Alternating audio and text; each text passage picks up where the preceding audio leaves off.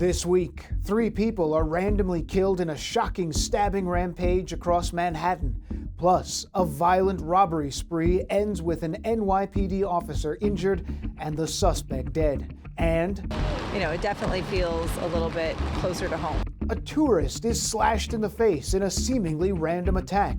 Right now, Fox 5's Crime in the City.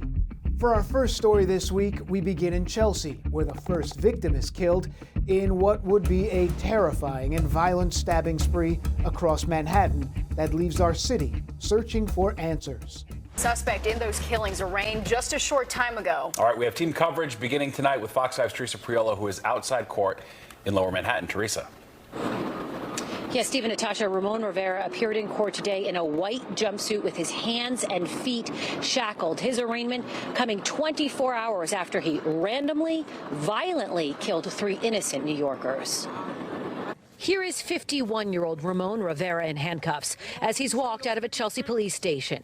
Hours later, he appears before a Manhattan judge, putting an end to the reign of terror he inflicted Monday morning. The homeless and reportedly mentally ill man charged with 3 counts of first-degree murder, 1 for each of his victims. Rivera is seen here on surveillance video during his stabbing spree with what appears to be a kitchen knife, the same knife prosecutors believe he used to inflict such harm. In court Tuesday, they recounted what happened. First, they say around 8:20 a.m., Rivera approached Angel Landy, a construction worker on West 19th Street. He stabbed him twice in the torso. Landy died on scene. Then a short time later, he attacked a 67-year-old man fishing on the East River. That man also died.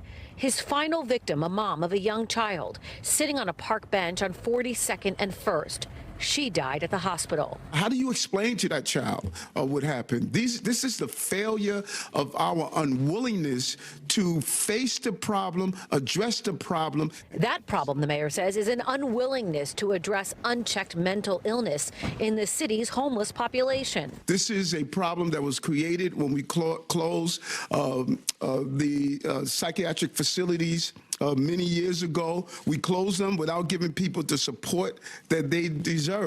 And because of that, you're seeing it, all of you are seeing it. You're seeing it on the subway, you're seeing people walk the streets, you probably see it in your neighborhoods, where people talking to themselves, yelling at themselves, walking around with no shoes on in 20 degrees weather.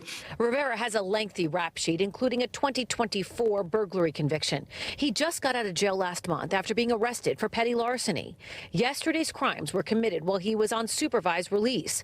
He's also a fugitive on the run from a case in New Jersey. And Ramon Rivera is being held without bail. We now go to the Upper West Side, where a 55-year-old Danish tourist was slashed in the ear and cheek in an apparent random and unprovoked attack. Arrest in connection with that slashing of a tourist on the Upper West Side. That's right. The suspect's mother helping police capture her own son. Stephanie Bertini joins us live with what we know about the suspect tonight. Stephanie. Good evening. Well, I was there as he spit at the media just a short time ago. Police sources telling Fox 5 News his mother saw him on TV and tipped off police. Would you inflict your mother? Would you inflict your mother? That's for all of you. You do it for the click. Would you do? This is 25-year-old Joshua Zinberg. He's facing several charges, including attempted murder in the 2nd degree, assault in the 1st and 2nd degree, and criminal possession of a weapon. He was arrested in front of his Upper West Side apartment building less than 24 hours after police say he attacked a tourist, not far from his own home. Sources tell Fox 5 News information from his mother helped police, leading up to the arrest. The NYPD says the victim was walking on 86th Street near Columbus Avenue when the suspect came from behind. You can see the suspect holding an object in surveillance images. That's the knife. Police say the victim is a tourist from Denmark. This couple, tourists from Italy. These are things that it's better if they didn't happen, she said, but it happens everywhere, he added. For people who live on the Upper West Side, this all hits close to home. And for New Yorkers, it's yet another reminder of how unpredictable things can be in the city. The attack comes just days after a homeless man with mental health issues allegedly went on a stabbing spree, killing 3 people. There's been more things recently. We live in a big city. We have to be conscious of our surroundings and it definitely feels a little bit closer to home. You're hearing about it more and more. You're hearing about people, tourists getting attacked in Central Park right here. Police say the victim was taken to the hospital, his ear and cheek severely slashed and his jaw dislocated as a result of the attack. Detectives said the suspect took off on foot and then got into his orange-colored vehicle and disappeared. The vehicle, now at the 20th Police Precinct, where Joshua Zimberg, now in police custody, spit at the media as he was escorted by police. And tonight, sources also telling Fox 5 News the suspect has a history of mental health issues. Over in Jamaica, Queens, a violent robbery spree ended in a deadly confrontation, leaving an NYPD officer wounded, a suspect dead, and a bystander injured. A hero's salute for an NYPD officer released from the hospital after being shot on the job. The emotional moment as he is reunited with his brothers and sisters in blue. Welcome back to the 5 o'clock news. I'm Natasha Verma. And I'm Steve Lacey. The officer was shot by a lifetime parolee with 17 prior arrests. It's the second major incident just this week where a repeat offender is believed to be responsible. And we have a team of reporters digging into the recent violence that's been plaguing our city. Arthur Sheehan will have more on how these suspects were able to get out of jail. But first, we go to Michelle Ross in Jamaica, Queens, at the scene of last night's shooting. Michelle? Natasha, Steve, we're outside one of the stores that police say that suspect walked into with his illegal gun and fired his weapon. And now the aftermath is a shattered storefront. But we were there earlier today at Jamaica Hospital when Officer Wong was released from that hospital. And thankfully, he was in high spirits and smiling. Officer Rich Wong is released from Jamaica Hospital in a wheelchair after he was shot in the leg by a career criminal the day before. Behind him, his girlfriend and mother, who wipes tears away from her face as his brothers and sisters in blue wish him a warm return home. How you feeling? 57-year-old suspect Gary Worthy was arrested 17 times prior, one of those arrests for murder. According to police, Worthy went into 2 different stores last night, firing his gun inside both. The first store, a bodega on Hillside Avenue. In this surveillance video, you can see he puts his black revolver on the counter and demands money. The second store, this smoke shop on Guy Brewer Boulevard. And he pointed a gun on me and he told me, give me all the money, give me all the money. Abdullah is the smoke shop owner and was about to close for the day. When Worthy came in, he demanded money and cigarettes and fired a shot in between Abdullah's legs. Neighboring business owner Felix Oshobitan came inside to buy a Coca-Cola. I noticed something was going on because the guy was under me, and I heard him clearly saying, "Don't kill me. Don't kill me." Luckily, Worthy did not see Felix, so he walked out and called 911. Shattered glass is now in front of Abdullah's storefront.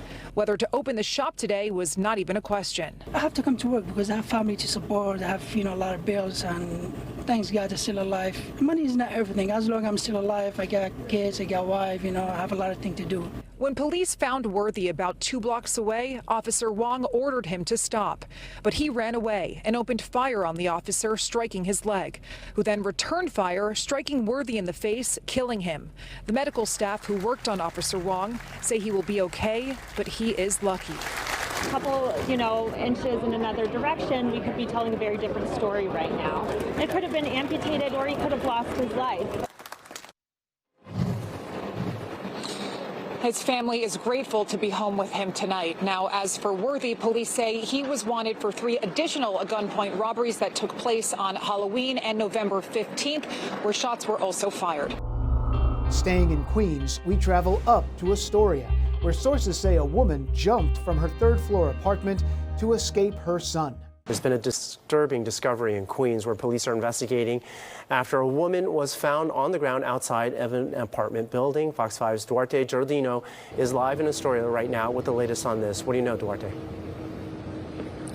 Arthur, we're hearing that 64-year-old woman was so terrified of her own son that she jumped out of a 3rd-floor window in order to escape him. Investigators are saying all of this went down Friday night at about 9:15 at their apartment building on Shore Boulevard near 20th Road in Astoria, Queens. Neighbors heard the commotion and called 911.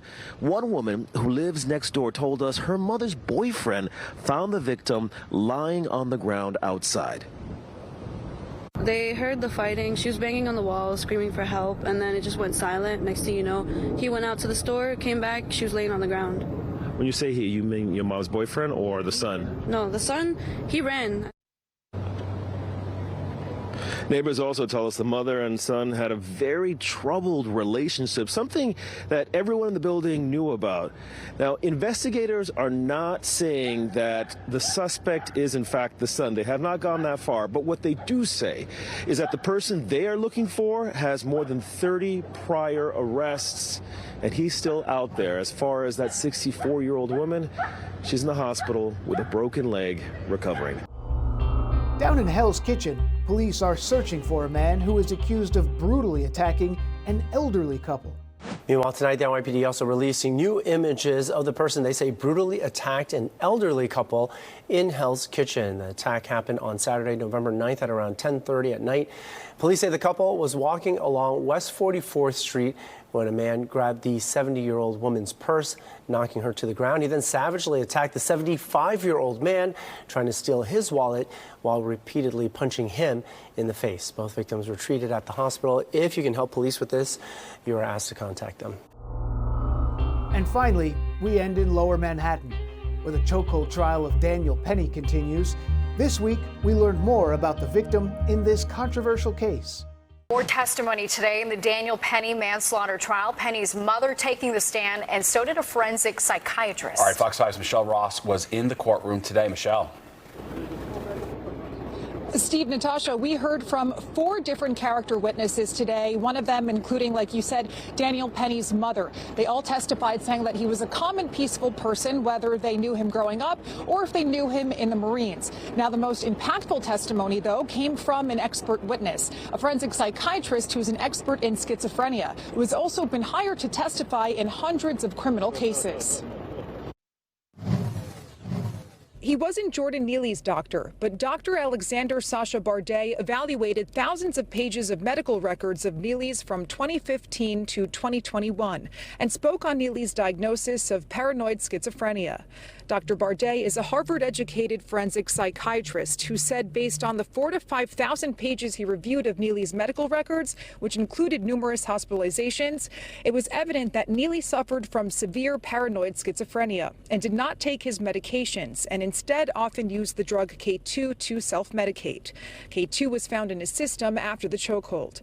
Dr. Bardet testified that schizophrenic people have symptoms of hallucinations and have difficulty distinguishing reality from fantasy. The medical records stated he volunteered that Tupac Shakur has used him to change the world. When asked to elaborate, he rambled about people switching hairstyles and people giving out free food. He also voiced extensive paranoia about how people are targeting him because they are jealous of him. Another page read, stayed at Bedford Atlantic Shelter 2 days ago, but states he prefers to live on the street. It makes me feel sad. Some of the things are true. Like, you know, I actually ran into my nephew on the train and tried to get him and pull him in, and he actually ran from me. Another witness today called to testify by the defense was Gina Flame Penny, Daniel Penny's mother. She said her son is honest, empathetic, and compassionate, as did the 3 other character witnesses who also took the stand on Tuesday, including Nathaniel Dunshee from Texas, who served in the Marines with Penny. During cross-examination, prosecutors brought up this TikTok video where he shows a gun from his fanny pack. In redirect, the defense asked if the attitude towards guns are different in Texas than New York, to which Dunshee replied, yes.